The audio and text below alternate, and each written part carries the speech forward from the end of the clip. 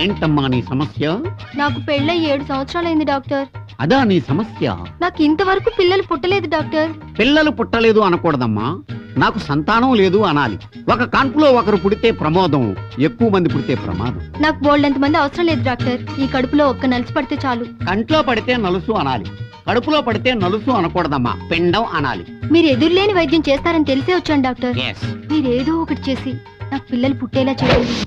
వద్దమ్మా, తొందరపడి ఒక నిర్ణయానికి రావద్దు. నువ్వు నరచక్రవర్తికి కూడా 7 సంవత్సరాల తర్వాత పుట్టారు నలుసులు, అదే పిల్లలు నీకు కూడా పుడతారు. నాకు నమ్మకం లేదండి. మొన్న ఓ స్వాములు వారు చేత్తో ముట్టుకుంటే పిల్లలు పుడతారని చెప్పారండి. ఆయన దగ్గరికి వెళ్ళాను. ఈలోగా ఆయన పోయాడా? లేదండి, పోలీసులు పట్టుకుపోయారు. ఆ స్వాముల వారి పేరేంటమ్మా? మర్దన స్వామి. చూడమ్మా, ముట్టుకుంటేనో మర్దన చేస్తేనో కంటి చూపుతోనో పురాణ కాలంలో పిల్లలు పుట్టేవారు, ఇప్పుడు పుట్టరు. అలాంటి స్వాముల వారి దగ్గరికి వెళ్ళకు. మీరేం చేస్తారో ఏమో, నాకు మాత్రం ఎలాగైనా పిల్లలు పుట్టాలి డాక్టర్. నువ్వు పంచే మీ ఆయన్ని నా దగ్గరికి పంపించు. ఆయన రారు డాక్టర్, ఆయనకి సిగ్గు. ఏం చేస్తుంటాడు ఆయన? Bus conductor. ఓహో. ఆయన ఎప్పుడు ఈల వేసి పైకి జరుగు అంటూ ఉంటారండి. అది ఇప్పుడు అర్థమైంది నీకు పిల్లలు ఎందుకు పుట్టలేదు.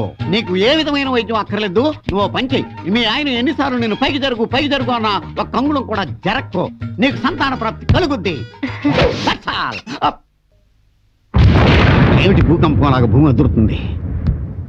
అలా ఏమైంది డాక్టర్ గారు? నువ్వు కూర్చుంటే పీట విరిగిపోద్ది నుంచి నేను చెప్పు. అందుకే నా వెయిట్ తగ్గాలనుకుంటాను సార్, ఎందుకంటే త్వరలో హీరో కాబోతున్నానండి. ఏ నీ లగ్గకి డిమాండ్ తగ్గిపోయిందా? మార్నింగ్ వాక్ చేయొచ్చు కదా శాస్త్రి గారు. అబ్బాయి అది కుదరదండి బాబు. పోనీ తిండి తగ్గించే. అబ్బాయి అది అసలు కుదరదండి, ఎందుకంటే నీరసం వస్తున్నాండి. పోనీ ఫ్యాట్ తీసేద్దాం. అంటే అండి కొవ్వు తీసేద్దాం. తీస్తే తీయండి, కానీ కత్తి మాత్రం కడుపు పడకూడదు. అబ్బో, అలా అయితే డైలీ ఫైట్ ప్రాక్టీస్ చేయి. అది మా డూపులు చేస్తారండి. పోనీ డాన్స్ ప్రాక్టీస్ చేయి. అది లాంగ్ షాట్ లో మా డాన్సర్లు చేస్తారండి. మరి తమరేం చేస్తారండి? ఫుల్ గా తిని పేమెంట్ పట్టుకెడతానండి. ఓ పని చేయి, ఈ డూపులు పంపించు, ఆడికి నేను వైద్యం చేస్తాను.